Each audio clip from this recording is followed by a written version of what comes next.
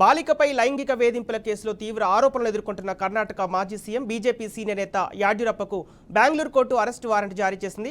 Court arrest warrant జారీ చేసిన నేపథ్యంలో యాడ్యూరప్పను అరెస్టు చేసేందుకు పోలీసులు రెడీ అవుతున్నారు. కాగా తన 17 ఏళ్ల కూతురిపై యాడ్యూరప్ప లైంగిక వేధింపులకు పాల్పడ్డారని ఓ మహిళ పోలీసులకు ఫిర్యాదు చేశారు. బాధితురాలి తల్లి ఫిర్యాదు మేరకు యాడ్యూరప్పపై ఫోక్సో చట్టం కింద పోలీసులు కేసు నమోదు చేశారు. ఈ కేసును విచారిస్తున్న కర్ణాటక సిఐడి అధికారులు దర్యాప్తుకు రావాలని యాడ్యూరప్పకు నోటీసులు జారీ చేశారు.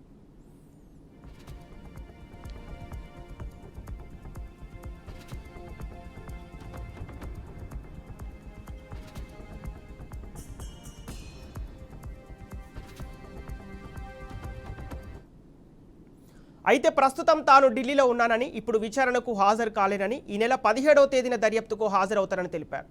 ఈ క్రమంలోనే యాడ్యూరప్పకు బెంగళూరు కోర్టు అరెస్టు వారెంట్ జారీ చేసింది. మరోవైపు ఈ కేసులో ముందస్తు బెయిల్ కోసం యాడ్యూరప్ప కర్ణాటక హైకోర్టును ఆశ్రయించారు. ఈ పిటిషన్పై హైకోర్టు శుక్రవారం విచారణ చేపట్టనుంది. ఈ క్రమంలోనే యాడ్యూరప్ప అరెస్టుకు బెంగళూరు కోర్టు అరెస్టు వారెంట్ జారీ చేయడం హాట్ టాపిక్గా మారింది.